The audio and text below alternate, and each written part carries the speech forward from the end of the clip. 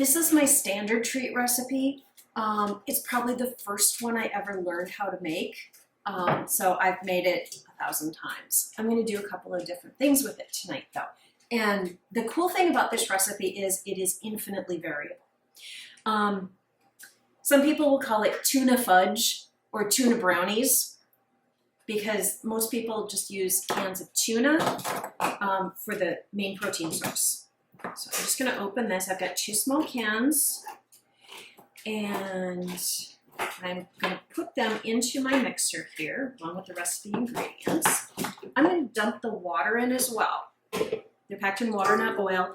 Although you could use the oil-packed tuna as well. You can use salmon. Come on, everything out.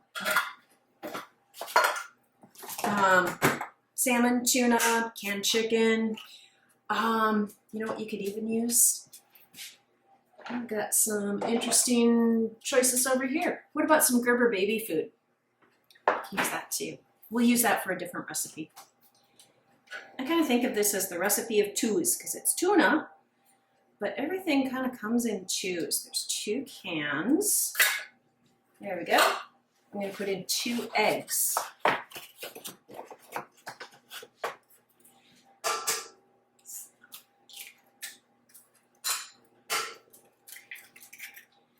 And 2 cups of flour. The interesting thing with dog treats, I don't want them real crumbly. Pocket tapioca flour. It works really nice. I'm not measuring this terribly accurately, but this is a 1/2 cup measure, so I'm going to put in 1 cup of the tapioca flour and 1 cup of regular wheat flour, although you can use all tapioca if you want. And okay, 2 cups of that. 2 cups of flour total, I mean. Okay, and then just mix it up. Okay, now, as you see, it was kind of jiggling the mixer around a bit, and it's pretty chunky, right? Obviously, I need to do something else. Since this was packed in water, I need 2 cups of liquid. More or less, I'm going to start with 1, mix it up, see how far it goes. However, since I don't have much oil in there, just the fish, almost 1/2 cup there. I could use water, or I picked up some bone broth. Let's use that instead. Granted, beef, bone broth, and tuna might be an interesting flavor combination, but we'll see.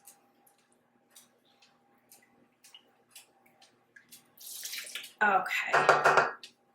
And I'm just going to start mixing that up, see how it goes. Definitely going to need more.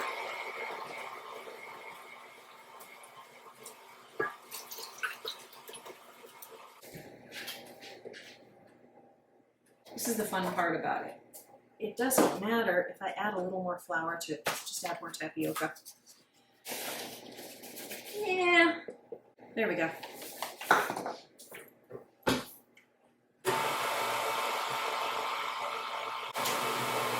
Okay, that's better. The texture I'm going for is about cake batter. Maybe a little runnier than cake batter. Not much. Okay, good enough. Okay, I'm just gonna scrape down the sides and see what it looks like. Yeah, that's definitely cake-like, cake batter consistency. Still a little lumpy too. It's okay. If you want, you can do it in a blender or a food processor, especially if you've got particularly lumpy meats or whatever you're using. Okay. So then I'm going to put it in my pan. I'm just going to move this out of the way for the moment. I do have a baking pan, and it is covered with parchment paper. You can grease your pan really well if you don't want to use parchment paper. I'm going to put half in baking pan here. Just spread it out. There. The other half, I'm going to use one of these, it's like a baking sheet that you put stuff on top of and it keeps it, off the bottom of the pan, keeps it from sticking, lets the grease drain off. And it's got all those little pyramid things on it. Flip it over. Now it's got pyramid-shaped indentations. This, I do want to spray really well.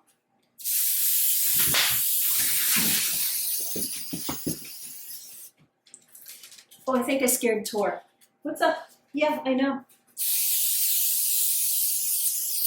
just gonna keep, yeah, I know, I'm using tons of that. I'm gonna pour the rest of this batter onto the baking sheet.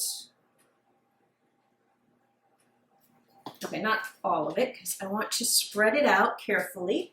I want to get it in the indentations and then scrape the excess off the top so you can see the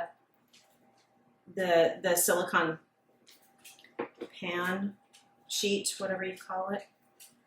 Takes a little bit to get it in all the indentations. You don't have to go to the edge. You can make half this recipe. Just use 1 can of tuna, 1 can of, or 1 cup of flour, whatever. The cool thing is that I can just dump the excess on the baking sheet.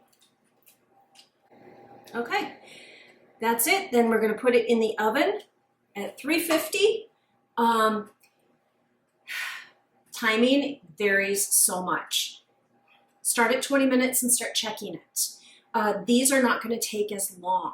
This is going to take a little bit longer. It's going to start kind of pulling away from the edge. You're going to see it solidify. Anywhere from 20 to 45 minutes. That should be good. Just keep checking it. Okay, so the tuna treats are out of the oven. I'll show you the first pan here. That only took the 20 minutes. And, I don't think I mentioned it before. Put the whole pan on a cookie sheet. Just makes the whole thing easier. Look how easily they just flake out of here, out of there, the little containers. And you've got ready-made treats. The other one took 35 minutes. And I just pulled that out of the oven. You can see it's kind of, it looks dry. It was kind of pulling away from the parchment paper a little bit. I'm just going to take that off and put it on a cutting board. Pizza wheel. It's the best thing in the world. Just go ahead and slice them up. Quinn apparently wants a taste test. These are, like, the outside is dry, but it's obviously flexible enough. You don't want it crispy because that's going to make it impossible to cut and they're just going to crumble everywhere, even if you did use the tapioca flour. The inside, it's not sticky. If you do want to dry these further and make them crispy, what I would do, let's get this out of the way, cut them, the long way, the short way, get them the size you want, and then just kind of dump them all on your cookie sheet, break them apart, make sure they're not sticking. This could have used another 5-8 minutes in the oven. But it's not a big deal because what I'm going to do now, put the sheet back in the oven, close the door, let it cool down overnight. These will be nice and crispy and the insides will be firm. So there you go, the tuna fudge, tuna brownie, the 2-can recipe.